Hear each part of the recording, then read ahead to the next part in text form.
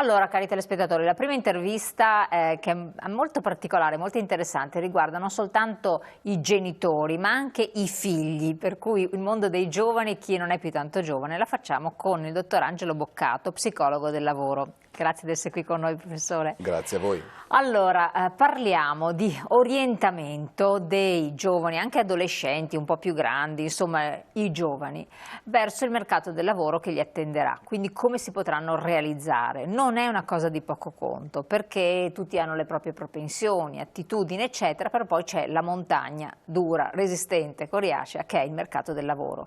Ti prende, non ti prende, ti vuole, ti desidera, sei appetibile o non sei appetibile. Poco ci vuole, se non lo sei resti fuori e resti fuori per tantissimi anni, questo è il problema ed è la nostra tragedia. Magari entri nei mercati di lavoro estero, questa è un'altra dinamica, un'altra problemaca. Lei è proprio molto preparato e ha fatto tanta esperienza in questo capire, cercare di coniugare questi due mondi, il mondo dei giovani che si sta formando e quello delle famiglie, fondamentale, e quello del lavoro, che cosa vuole l'azienda, che cosa si aspettano per poterti poi garantire un posto. Attenzione che siamo in un momento di cambiamento pazzesco, veramente straordinario, dicevamo prima fuori onda, non si cercavano i medici, non far medicina che se no non troverai lavoro, adesso tutti in medicina, ma è bene che tu lo faccia perché ce n'è bisogno, no? Quindi certo. È imbarazzante la cosa. Io partirei, se me lo consente, dalla definizione di orientamento. Perché ha una visione, può essere definito con una visione, se vogliamo, anche un po' romantica, l'idea di una nave, un aereo, qualche cosa che viaggia e deve decidere dove orientarsi, verso dove orientarsi. E nell'orientarsi deve conoscere le variabili dedicate al quali alternative ho e così via. In realtà l'orientamento non è altro che una, area, rientra un po' in un'area che è quella dei processi di scelta. Ogni volta che noi mettiamo in atto una scelta, anche nell'acquisto, adesso arrivo al concetto e a rispondere anche alla sua domanda ovviamente, però ci tengo a fare questa premessa, perché pochi ragionano in questi termini. Io conosco delle variabili dell'oggetto e scelte che a me interessano, quindi pensi al lavoro che a me interessa, però conosco anche quali possono essere le offerte, quindi questo parallelismo rispetto a quello che offre il mercato del lavoro. E negli oggetti, nelle scelte quotidiane, questo bene o male lo faccio, l'acquisto di un telefono piuttosto che una macchina, piuttosto che un vestito e così via. Quando arrivo a scegliere magari quale percorso accademico fare, magari scelgo quello che va all'amica, va di più, come si suol dire in gergo, quindi un po' più di moda, mi dicono che è più facile, che si trova più lavoro, eccetera, eccetera. Quindi l'assunto di base è che la qualità del mio orientamento accademico o lavorativo, e poi lavorativo nel tempo quando magari devo o voglio cambiare lavoro, passare da un'azienda all'altra, in realtà c'è un rapporto che è direttamente proporzionale, maggiore è il numero di informazioni e di conoscenze che ho di me stesso, dei miei desideri, degli studi che ho fatto, delle capacità che ho sviluppato fino adesso, e contemporaneamente però rispetto al mercato di riferimento arriveremo proprio a parlare di questa evoluzione repentina proprio delle professioni nei confronti della qualità dell'orientamento. Più informazioni ho, più conoscenze ho, minore è il rischio d'errore o maggiore è la qualità della mia scelta. Il problema qual è? Che se noi fossimo oggi nel 2003, molto probabilmente non faremo questi ragionamenti. Negli ultimi 7-8 anni, io ho la... Che ieri, 2003, vabbè che ci sono quelli che sono nati sì, no, ma si orientano adesso, sociologicamente è uno schiocco di dita, su questo non c'è dubbio.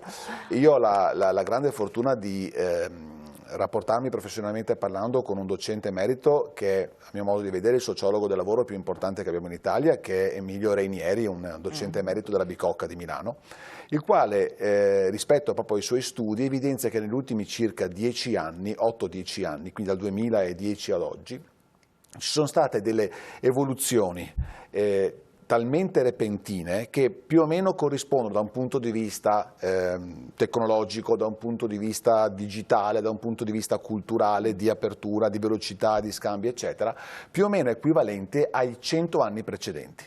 Quindi questo, capite bene, quanta accelerazione può dare rispetto al spaesamento, passatemi il termine, che i ragazzi e i genitori ovviamente di conseguenza, che poi lo vivono magari live sul loro lavoro, infatti, sulle loro difficoltà, stanno vivendo. Si parla sempre più, e deve diventare un principio fondamentale per tutti, di professioni composite.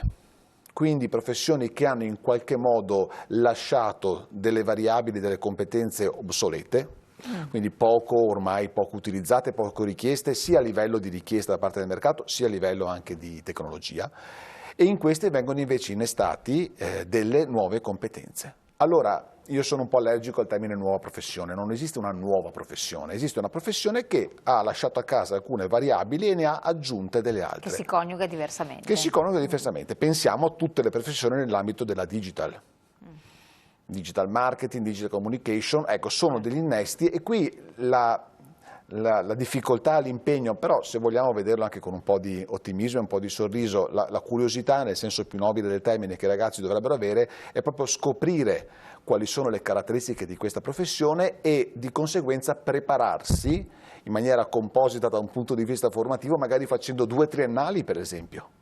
Faccio 2 triennali, pensi a una figura come il buyer, responsabile acquisti, che è una figura che esiste da quando esiste qualcuno che compra, qualcuno che lavora e qualcuno che vende.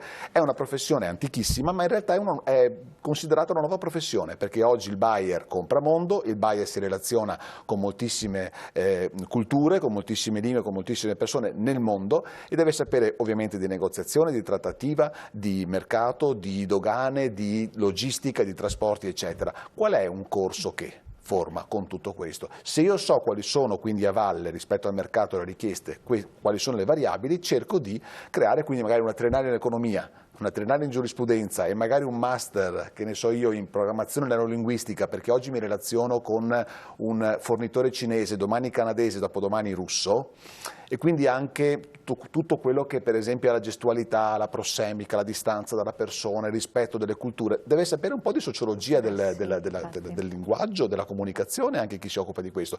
Vede un esempio di una professione antichissima, come questo, senza arrivare poi a parlare delle professioni digitali, come questo si è implementato, perché il mercato evolve, il mondo evolve. Però questa scelta qua, mi viene da pensare, la fa il vissuto manager aziendale che ha visto come funzionano le cose e dice: bene, questo è il mercato che si è evoluto e io con le mie competenze mi faccio un master, una triennale e mi presento. Il giovane che viene... Il giovane ha internet, ora senza far nomi di motori di ricerca, anche se ci viene in mente facilmente uno, il giovane può oggi ha tutti gli strumenti 2020, ha tutti gli strumenti per avere informazioni di questo genere. Per esempio al giovane io consiglio di utilizzare dei social, ce n'è uno in particolare dedicato al mondo del lavoro. Non so se si può anche dire, si può anche dire, lo chiedo perché è LinkedIn, come ben sappiamo. Per esempio il fatto di chiedere il contatto, l'amicizia con una persona che lavora nel settore di proprio interesse, presentarsi dicendo: funziona, le do una mia personale rispetto anche agli studenti che lavorano con cui mi relaziono 3-4 volte su 10 rispondono, e gli domandi per esempio: io sto studiando questo, che consigli mi dà rispetto a... Quindi il giovane può capire, sapere e scoprire quello che accadrà. Ma lo fa, di fatto. Il problema è che non lo fa, c'è un mix di passività, un po' di paura, un po' di arrendevolezza, però c'è anche una variabile che non so, si può fare così, i feedback che arrivano a me spesso è, caspita, non ci avevo pensato. Infatti, esatto, non viene si può fare, cioè il ragazzo, chiamiamolo ragazzo perché siamo tutti ragazzi, ma comunque il giovane, neodiplomato, laureando, comunque durante un percorso accademico, io dico può, ma dovrei dire deve, cercare di scoprire, e torniamo al principio dell'orientamento, tutte quelle che possono essere le caratteristiche del settore di riferimento, dell'area di riferimento, per cui se lei domanda oggi a uno studente che esce da una laurea triennale in X, senza fare nomi nello specifico perché vale per qualsiasi tipo di percorso, mi sai dire esempi di lavori nei quali tu potresti applicare, ovviamente nella fase da junior, da inoccupato che entri, e quali potrebbero essere le aziende? Spesso ti risponde di no, ma se gli dai gli strumenti, ribadisco, internet, e grazie a Dio da questo punto di vista esiste, possono informarsi e sapere, possono scoprire e di conseguenza tarare in itinere il loro percorso formativo e anche di esperienze. Esatto, e a questo punto la formazione è idonea, adeguata, perché parliamo di 2 formazioni: la formazione di primo livello, la scuola superiore, e anche lì, perché se parli con le aziende ti dicono fai l'istituto tecnico.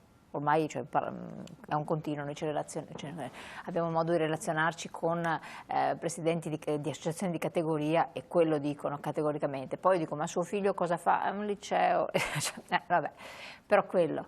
E poi abbiamo l'università, quindi c'è il mondo accademico.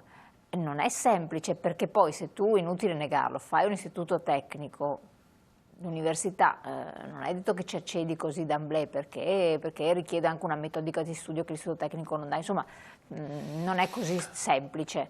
Allora, Sì. di cosa dice uno psicologo del lavoro che non è né da una parte né dall'altra? Forse è più obiettivo. Guai se fosse.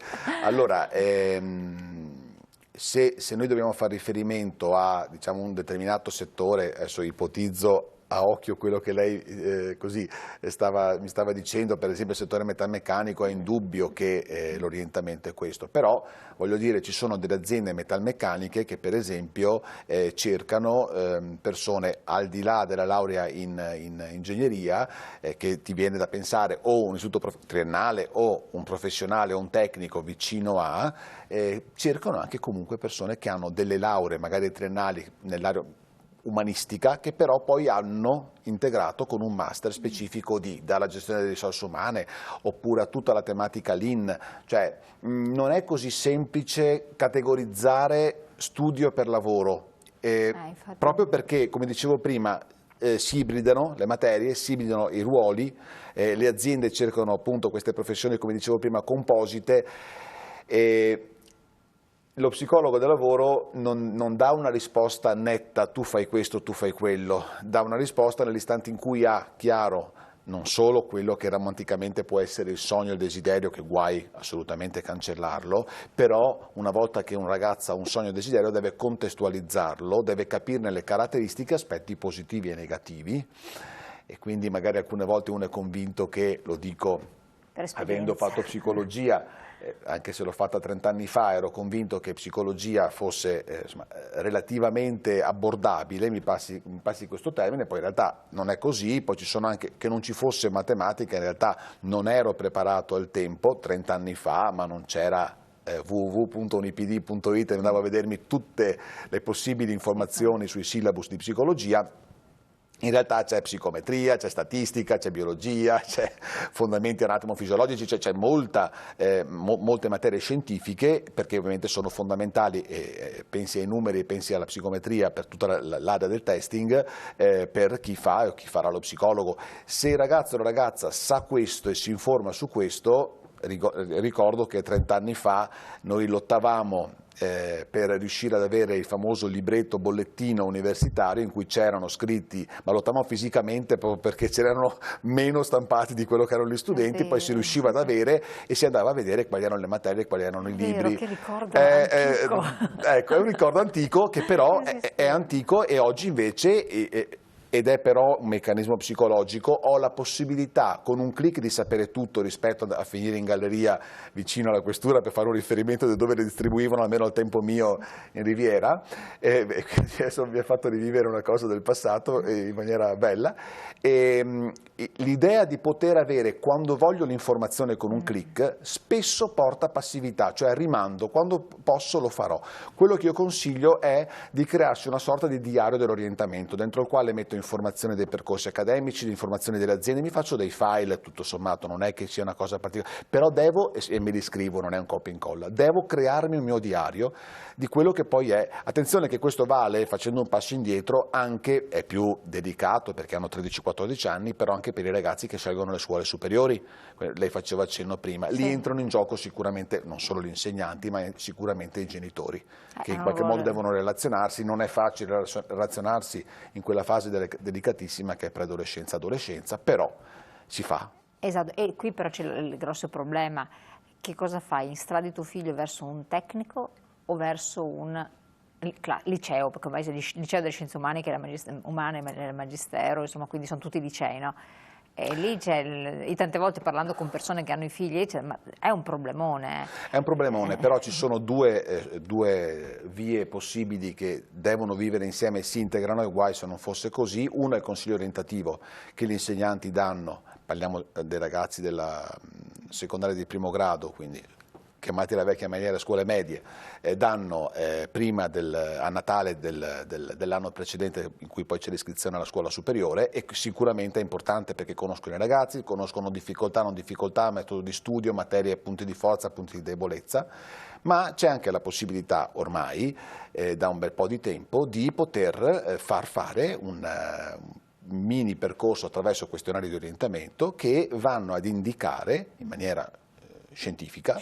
Quindi scientifica. Sì, sì, assolutamente scientifica, perché sono questionari validati, c'è un campione normativo di riferimento, c'è un'elaborazione nel vero senso della parola, evidenziando gli indici di maggior successo scolastico nel caso superiore o accademico nel caso universitario che lo studente può avere, quindi il mix delle due cose che quasi sempre combacia e quindi si potenzia e si definisce, ti va proprio a dire guarda, rispetto a una serie di caratteristiche, sia successi scolastici, sia però quando si dice, spesso i ragazzi dicono vorrei fare tutto, non vorrei fare nulla, spesso a chi ma non lo so che cosa vorrei fare, se gli domandi, mi fai alcuni esempi, non ne ha, quindi non sa che cosa vorrebbe fare perché non conosce le caratteristiche delle scuole. Sì, certo, infatti. Ma se io le dicessi, torno al processo di acquisto, lei vuole un telefono, non le do nessuna variabile del telefono, le dico scelga un telefono, lei quale sceglie? Se inizio a dire, lei a dire a me serve così, questo ha questa caratteristica, questo ha quell'altra, già inizia, capisce che metaforicamente parlando il passaggio è lo stesso, è un po' la cultura dell'orientamento, devo cercare di sapere e conoscere, oggi possono, quindi teoricamente devono, infatti possono è molto sì, non è una democratico. romanzina lungi da me, per è carità. molto democratico, per carità. Ma potendo teoricamente allora a questo punto tu non dovresti neanche sbagliare. Cioè fai la tua scelta e non ci dovrebbe essere errore, perché se questa precisione scientifica, attitudini, propensioni, mercato offre, eccetera, dovresti andare dritto. Riduco molto l'errore, mettiamola così, la certezza assoluta ovviamente non c'è in nulla, non c'è neanche in medicina, per carità di Dio, figuriamoci anche in però questionari. invece l'abbandono e l'abbandono spesso è, direi quasi sempre, figlio della scelta random della scuola, quindi scelgo quella perché me l'hanno va al mio amico, perché papà l'ha fatta anche lui, la mamma. C'è, attenzione, anche qui parlando dei genitori, soprattutto in quella fase preadolescenza, adolescenza, il rischio di proiezione nei figli di non ho fatto, avrei voluto fare, fallo tu, l'ho fatto, ho avuto successo, fallo tu. Non è detto, cioè è puramente casuale il fatto che ci sia una coincidenza. Se poi lo riversiamo nel famoso cambio generazionone nelle imprese, sappiamo bene che non tutte calzano perfettamente. Ma è corretto o non è corretto? Perché poi anche lì, questo è venuto così, chiacchierando, però di fatto è un altro grosso problema anche questo. È corretto o non è corretto che i figli che hanno questa grossissima opportunità di rilevare il patrimonio aziendale, il patrimonio che intanto è tale, e magari farlo crescere o comunque dedicarsi, continuino a farlo, oppure no, lasciarli fare la loro strada e consapevoli che questo patrimonio finirà a una multinazionale, un fondo estero, eccetera, quindi si disgregherà, perché questo, anche se potrebbe disgregarsi con la stessi figli perché combinano guai, non sono portati, ma lì perché c'è il genitore che non ha saputo magari trasmettere qualche cosa. Sì, lì entriamo nell'ambito della relazione genitori-figli, che quindi al netto dell'aspetto lavorativo può avere, diciamo, delle complicazioni, delle difficoltà legate alla fase evolutiva e tutto quello che c'è stato in precedenza. Al netto auguriamoci che questo non sia, io lavorativamente parlando mi relaziono spesso con dinamiche di questo genere, devo dire che l'indice di maggior, in questo caso successo, che il figlio possa prendere le redini è nell'istante in cui a monte si è valutato se ha delle attitudini imprenditoriali. Tenga conto, io come tutti gli psicologi ovviamente faccio sempre riferimento alla parte psicometrica, ci sono anche qui degli strumenti che valutano l'attitudine. La parte psicometrica si dice. La psicometria è la statistica applicata alla psicologia, valutano le attitudini rispetto a determinate dimensioni di personalità, delle tante dimensioni, alcune dimensioni che correlano tutte l'attività imprenditoriale. Quindi si va a vedere. Sono domande, dei test? Sono frasi e con una scala da 1 a 4, 1 a 5, sono dei test proprio, e le persone li compilano, e in qualche modo ho avuto la possibilità con qualche imprenditore di provare con i figli questo tipo di. Ma l'altra cosa molto importante è la capacità del genitore, padre o madre che sia, di far vivere compatibilmente col tempo a disposizione che ognuno di noi ha, un po' tutta la gavetta è un po' tutto il vissuto, anche da un punto di vista di valori e anche di sacrifici che il padre ha vissuto, perché se è un 0-100, cioè laureato e di colpo sono dirigente, il rischio è veramente molto alto. Intanto anche tra l'altro anche di accettazione nelle relazioni interpersonali all'interno del gruppo di lavoro, perché insomma sappiamo che poi scattano delle dinamiche, parlo da parte dei vari collaboratori. Bisognerebbe fare una formazione anche ai genitori stessi a questo punto, perché oltre che... Sì, perché se no... ha toccato un punto caldissimo, se no scatta quel meccanismo un po' della casualità, sì. becco la coincidenza del padre illuminato rispetto al... ma ci sono esempi virtuosi, attenzione, di passaggio, di cambio generazionale, addirittura, adesso ovviamente non facciamo nomi, ma ne conosco alcuni addirittura in cui è migliorato, perché è entrato non solo tutto il know-how, l'esperienza, il vissuto del padre che è riuscito a condividere con i figli il percorso, ma poi è entrato quello che il padre, per motivi anche come dire, anagrafici, di tempo, di voglia, di possibilità, eccetera, non ha avuto rispetto alla formazione. Prima l'accennavo, le metodologie Lean, è difficile che un padre settantenne si metta a studiare la Lean Production o la Lean Administration. Il figlio magari fa un master, porta all'interno nuova cultura, porta all'interno nuova formazione, e prima le toccavo un altro punto veramente molto importante, che è quello della... e anche qui non consideriamo una frase fatta, cerchiamo di viverla nel nostro percorso di vita, della formazione continua. In realtà... Infatti, esatto, quello è l'altro aspetto importante, sì, e della riqualificazione delle persone. E della riqualificazione, sì, nel caso in cui ci sia un passaggio da un'azienda all'altra, che è un tema anche questo... Molto di attualità, molto infatti. di attualità. Allora, magari dopo accenniamo anche a questo, perché comunque interessa tante persone, e ancora più adesso secondo me, perché un po' col discorso del lavoro a distanza, che sta cambiando determinati parametri, un po' col fatto che comunque cambieranno certe aspettative, esigenze del mercato del lavoro, voglia o non voglia, quando ci sono queste fasi qui, tutto, anche perché poi è mondiale, perché non è solo l'Italia che sta subendo questa situazione, o la Francia, certo, o l'Europa, ma il mondo, per cui non ci accorgeremo neanche, ma cambieranno veramente.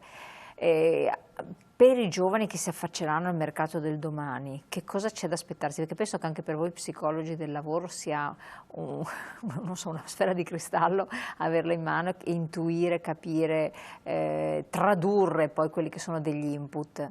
Perché l'imprenditore ti chiede adesso quello che lui, in base alla sua vision, dettata dall'esperienza di poco fa, serve, senza guardare in là che cosa gli potrà servire alla luce di un cambiamento. Cioè, ormai è già dato dovrebbe essere già dato per assodato, e lo sarà nei prossimi 3-5 anni, che vuol dire veramente anche qui un piccolo schiocco di dita, esatto. Il dire conosco una lingua molto bene e conosco l'informatica molto bene è esattamente come respiro, cioè è dato per assodato. Quindi senza dover creare, lungi da me da psicologo, effetti panico, però questo innanzitutto è la cosa fondamentale, ricordiamola. Una lingua con un buon livello, un C1 per capirci, e un'ottima conoscenza informatica, sicuramente queste vanno proprio date per scontate, quindi ognuno in qualche modo faccia una sorta di autovalutazione. Il lavoratore del presente / futuro è il lavoratore che ha la capacità, volontà di, nel suo settore di riferimento, e ribadisco non dobbiamo essere tuttologi, di capire e di carpire dove sta andando il mercato. Lei prima diceva il mercato cambia molto rapidamente, perché le persone cambiano molto rapidamente, perché le persone cambiano esigenze. Voglio dire, adesso prendendo un esempio pur se drammatico del Covid, che ha aumentato alcuni settori, ovviamente quello farmaceutico non c'è di dubbio, però anche quello per esempio degli acquisti online, perché la gente non si è mossa, insomma tanti aspetti. Ecco, questo tipo di previsione è legata proprio a queste evoluzioni, il particolare è che sono molto veloci, e quindi è per quello che i ragazzi per esempio possono utilizzare mentre studiano la possibilità di fare degli stage, dei tirocini, con i quali toccare con mano questo tipo di esperienze, non vederli come obbligatori, devo fare il tirocino, faccio un tirocino, ne faccio uno in una piccola azienda, uno in una grande azienda, così due confronti, mi faccio cultura del lavoro, però ribadisco, stiamo andando verso competenze ormai acquisite e soprattutto la sensibilità, ma nel senso più professionale del termine, rispetto al cerco di ascoltare. Io stesso, perché uno dice, questo lo fa un imprenditore, prevede, capisce dove va, no, lo fa anche un collaboratore, lo fa anche un dipendente, preferisco il termine collaboratore al dipendente, ma questa è una mia scelta, lo fa anche un collaboratore di un'azienda, nel suo, Certo, può farlo chiunque nel proprio. Infatti, abbiamo pochi minuti ancora, però l'aspetto di riqualificazione professionale, il ricollocamento, se ne è parlato tantissimo post-crisi 2008-2010, perché lì è stata diciamo, la strage degli innocenti. E tanti a 50 anni sono dovuti ricollocare, con tutto quello che abbiamo, magari lei ci ha lavorato anche tanto su questo. Sì. Si parla nuovamente di ricollocamento, ci sono tante che sono già in lista per essere licenziati, che ci pensano, e per assurdo quello che sembrava lo sbocco più immediato, e lo è stato, il classico apro un agriturismo, apro un'attività di ricettività turistica, è quello che è stato messo in discussione, perché non dare per scontato nemmeno il turismo. Per noi è stata una cosa drammatica. Allora, in che versanti per ricollocarsi in un mercato, il classico cinquantenne, io dico cinquantenne per dire nel mezzo del cammin di nostra vita, che cosa si sente di dire? Siamo Pochi a metà, minuti. se è metà vuol dire che si va in pensione a 100 anni, ma questo è un altro discorso, no, va bene. Il cinquantenne, ancora oggi ci sono molti cinquantenni monoazienda. Il che vuol dire o al massimo 2 aziende, il che vuol dire che hanno fatto un colloquio informale, hanno avuto magari così una pacca sulla spalla, nel senso di dire mi raccomando lavora, vieni da noi, e poi è ristato. Poi l'azienda per n motivi chiude, viene acquisita e fanno i famosi tagli, termine un po' violento, ma insomma licenziamenti, e si ritrova, gli manca, e questo è pochi minuti ma cerco di essere sintetico anche se è un tema vastissimo, ovviamente gli mancano dei punti di riferimento. E quindi sono persone che devono assolutamente essere sostenute, ci sono anche molti strumenti, parlo di corsi Fondo Sociale Europeo, quindi finanziati eccetera, che aiutano queste persone, sia da un punto di vista psicologico, sia quello che diceva lei prima, da un punto di vista, perché prima della ricollocazione c'è la riqualificazione, che è quella di andare, per esempio, in quell'azienda ho sempre fatto quel tipo di lavoro, con quel tipo di strumento, oggi se devo ricollocarmi devo non solo conoscere questo, ma conoscere un altro strumento, quindi formazione proprio tecnica nel vero senso della parola. Quello è sicuramente una via potente di aiuto. L'altro aspetto molto importante è quello che è vero che ci sono gli annunci di lavoro, e torniamo un po' a un principio statistico, ma è altrettanto vero che molte aziende cercano per vie informali. Sì, beh, quello sì. E allora entra in gioco, se sa usare Excel, adesso facciamo un po' parliamo di informatica, se sa usare Excel, o la persona stessa o i figli, io trovo spesso alcuni genitori che hanno i figli che gli aiutano, un invio ben organizzato in una piccola banca dati, però un invio importante la domanda che chi cerca lavoro deve porsi è: nell'area di riferimento fino a dove io arriverei a lavorare, c'è un'azienda dove verosimilmente con anche la mia formazione integrata cerca una persona come me? La risposta è sì. Tutte queste hanno il mio CV fino a dove arriverei a lavorare. Se la risposta è no, è provocante, è provocatoria, è stimolante, inizio a inviarli con le mail, con i classici canali. Devo fare un'attività, e chiudo, self-marketing. Di self-marketing, e quindi questo è mettendosi in discussione a questo curando punto. nel miglior modo possibile il nostro prodotto professionale con rispetto fra oggetto e essere umano. Guardi, se c'è uno che rispetta questo sono io, quindi il mio prodotto, il mio CV, come mi presento, che competenze ho, come le racconto ad un'azienda attraverso... Come le racconto, che è altra cosa che dicevamo prima, adesso si raccontano anche davanti a un cellulare. No? Sì, davanti a un cellulare, con anche colloqui via WhatsApp o via Zoom, o via insomma, i vari strumenti che ormai sono quasi di uso comune per tutti noi, e come però poi non solo mi presento, ma come organizzo la mia ricerca, perché se io invio 3 curricula a 3 aziende... Certo, un consiglio che si sente di dare a chi sta facendo giovane anziano, che dirsi voglia, o l'errore da non commettere che fanno tutti, che dice mi cascano sempre su questo, quando lei vede queste presentazioni, un leggero, sottolineo leggero, sorriso, e non vivere la relazione con chi fa la selezione come una sorta di valvola di sfogo nella quale raccontare frustrazioni, dolori e sofferenze che hanno avuto nel lavoro precedente. Questo c'è ed è giusto che la persona elabori quella sorta di lutto del perso il lavoro o dell'essere stato licenziato magari anche in malo modo, perché c'è poi altro tema che è come comunicare il licenziamento, che spesso è freddo attraverso documentazione, raccomandate, lettere, insomma non dialogo, certo. E ricordarsi che di volta in volta hanno di fronte dei selezionatori che li valutano e che non c'entrano nulla con il loro vissuto nel vero senso della parola, per cui a loro in qualche modo entusiasmarli, motivarli concretamente parlando delle competenze e non utilizzarli come confessionale nel quale andare ad arrabbiarsi e raccontare i gossip, no, che non sono gossip, sono sofferenze, ribadisco, che sono state vissute in precedenza. Professor Boccato, grazie mille, ci ha dato Grazie delle a lei, chicche di grazie a voi. esperienze di sapere molto importanti, Grazie. consigli estremamente utili, quindi per rivedere anche la puntata potete sempre cercarla sul web, su TV7 con voi sera lo trovate, quindi avere tutte queste informazioni, cercare di rielaborarle che possono essere estremamente utili, se non per voi, per chi vi sta vicino o chi è più giovane. Detto questo io la ringrazio, la lascio al suo lavoro, ma noi continuiamo la nostra serata perché dopo la pubblicità avremo altre interviste, quindi restate con noi.